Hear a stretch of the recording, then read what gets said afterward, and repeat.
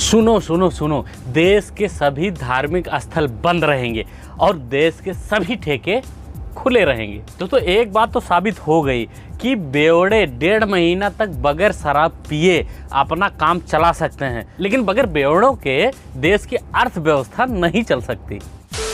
शराब के ठेके खुलने के बाद बेवड़ों ने ऐसी तबाही मचाई ठेके पर जाके कि जैसे लग रहा था कि कोरोना वायरस की दवा आ गई हो, और उसको लेने के लिए इतनी भारी भारी लाइन और इतनी मशक्कत करनी पड़ रही थी। 3-3 किलोमीटर की लाइन में लग के 3-3 किलोमीटर की लाइन में लग के उन लोगों ने साबित कर दिया कि जो नोटबंदी के लाइन में लगे थे नोट लेने के लिए, उसका एक्सपीरियंस आज इन लोगों के काम आया। आखिरकार 4 साल बाद उन लोगों को इसका फायदा हुआ। किसी की पैंट खुल गई है, लेकिन भाई साहब को शराब चाहिए तो चाहिए, क्योंकि इनको भी पता है अभी तो पैंट खुली है, वैसे भी पीने के बाद खुलनी है, तो चलो अभी से ही खुल जाए। ठेके खुलने से पहले दुकान के मालिकों के, दुकान के विक्रेताओं को गले लगाया गया, उनके ऊपर फूल वर्षा की गई।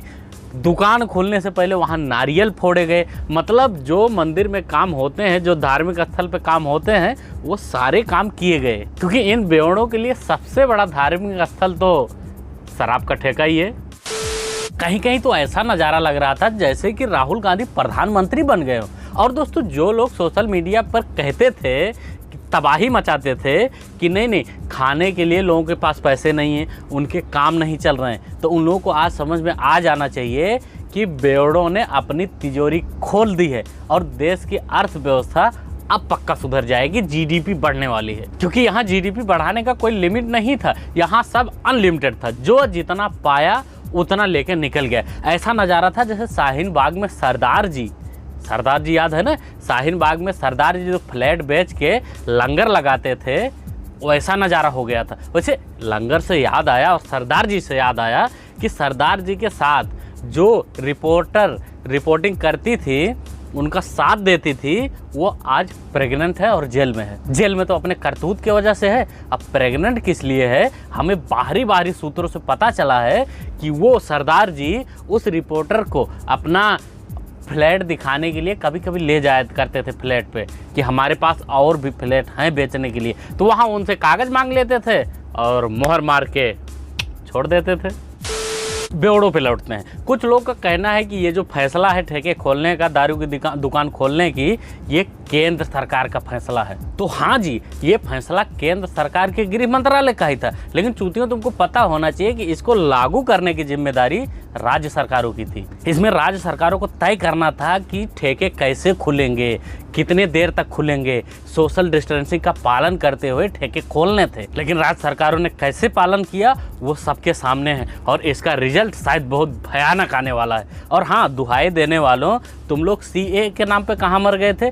तब तो वो फैसला केंद्र सरकार ने लिया था, तब तुम लोग कहाँ मर गए थे? चिल्लाते थे कि नहीं इसको हम नहीं मानेंगे, पश्चिम बंगाल में नहीं मानेंगे, पंजाब में नहीं लागू होने देंगे, ये नहीं होने देंगे, वो नहीं होने देंगे। तब कहाँ तुम लोग मर गए थे? वो तो केंद्र सरकार ने पास किया था, केंद्र सरकार का फैसला था, केंद्र सरकार अपने तरीके से इसको लागू भी करेगी। लेकिन तब तो कोई नहीं मानने के लिए आया कि केंद्र सरकार के एक ही इशारे पर सब लोग टूट पड़ो, तब कोई नहीं माना। लेकिन आज जब दारू की बात आई, ठेके की बात आई, तो सबने तबाही मचा दी। जैसे लगा कि सारी अर्थव्यवस्था राज्य सरकार की इसी बेवड़ों से ही ठीक हो जाएगी। अब थोड़ा दिल्ली की बात करते हैं, जहाँ के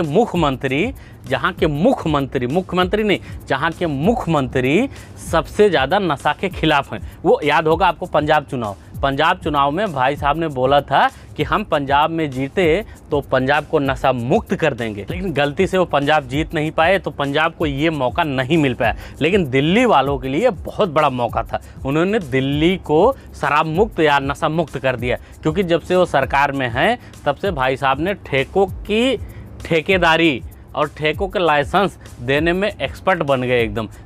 सभी राज्य सरकारों को पीछे छोड़ दिया इन्होंने, लाइसेंस पे लाइसेंस दिया, दुकानें खुलवाई, पूरा का पूरा दिल्ली नशा मुक्त कर दिया। और बची खुची जो कसर थी वो आजकल में पूरा कर रहे हैं, ये आगे भी करते रहेंगे लगता है, जो बची खुची कसर थी। दोस्तों, दिल्ली और मुंबई ये सबसे ज़्यादा कोरोना वायरस से इन्फेक्टेड प्रदेश हैं, लेकिन यहाँ इन दोनों प्रदेशों का इस शराब के ठेके खुलने से इतना बुरा हाल है कि आप वीडियो देखेंगे तो बोलेंगे कि भाई हो क्या रहा है। इनकी मेहनत या केंद्र सरकार की मेहनत सब ने मिलजुल कर ये काम किया था, सोशल डिस्टेंसिंग का सब ने पालन किया था, सब पालन करवा रहे थे। लेकिन एक गलती की वजह से कितना बड़ा प्रॉब्लम क्रिएट होने वाला है ये तो आगे देखने को मिलेगा। क्योंकि डॉक्टर्स लोग बताते हैं कि जो लोग दारू पीते हैं या जिनकी इम्यूनिटी क्षमता कम होती है, और खासकर उनमें होती है जो नशा करते हैं, ये भयंकर नशा, दारू, ये सिगरेट या बड़े बड़े नशा जो करते हैं, उनकी इम्यूनिटी क्षमता थोड़ा कम होती है और उनको वायरस या उनके अंदर वायरस फैलने का चांस थोड़ा बढ़ जाता है।